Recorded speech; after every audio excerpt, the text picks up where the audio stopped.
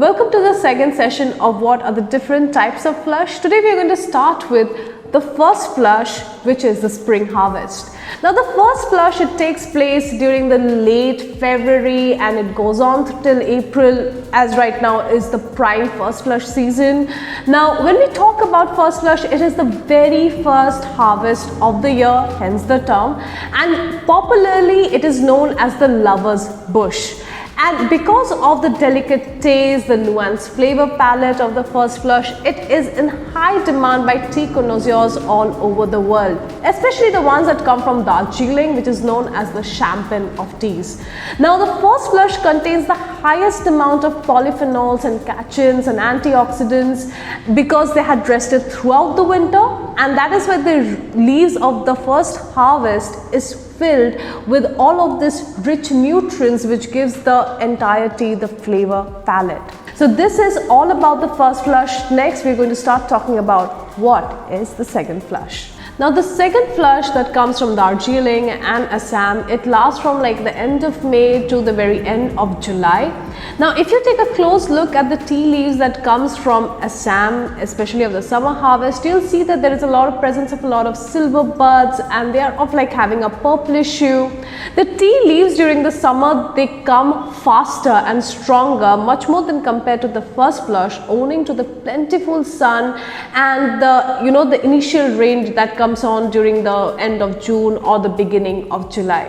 Now when we talk about the flavor palette, is much more stronger, much more bold. It has this particular fruity nuances to it, and sometimes there is this lingering floral impact on the palate which packs an entire punch to the cup. So when we talk about the second flush, there is one very interesting thing that happens, especially in Darjeeling. You get this special variety called muscatels.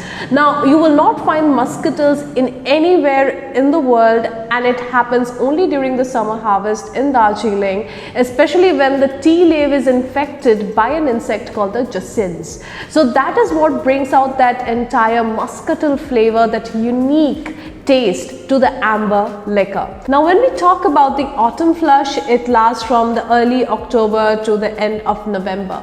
Now in Darjeeling and Assam, this is always considered the last flush, owing to the slow growth of the leaves because they're approaching their winter hibernation, and also there is less water availability compared to the other harvest.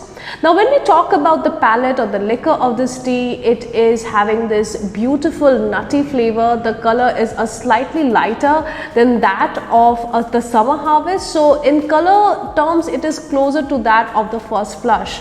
Now the brewed tea, however, is stronger than the other flush season, and it has this spice-like aftertaste. Also, this is a time during Assam that you will see the production of CTC. Now milk tea is something that is consumed vastly in India, and this CTC cup, it will generally be having a stronger liquor, brighter flavors, and for this reason the autumnal flush is considered very pivotal in the tea industry. At last we arrive to the winter flush. Now winter is generally considered a time for rest for the tea gardens.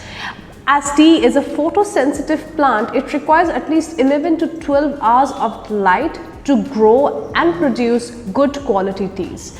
So in Darjeeling, the harvest gets over late November, mainly because of the lack of light and the lack of proper rain, and that is why the mountains go to sleep in Darjeeling. Similarly in Assam, the harvests are paused, and there is a lot of maintenance done in the gardens, skiffing or pruning.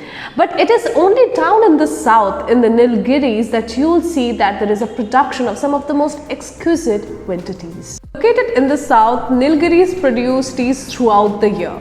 But it is during the winter they come out with the new range of teas, and that is owing to their climate. It is cold and dry even out there in south, but it is not as cold and dry as compared to Darjeeling and Assam. So favorable climate, experienced tea making, new methodology, technology, new machinery. This has led to the production of a new range of teas. Also the usage of clonal varieties to improve the very flavor profile has led to the production of some exquisite winter frost teas that comes from the Nilgiris.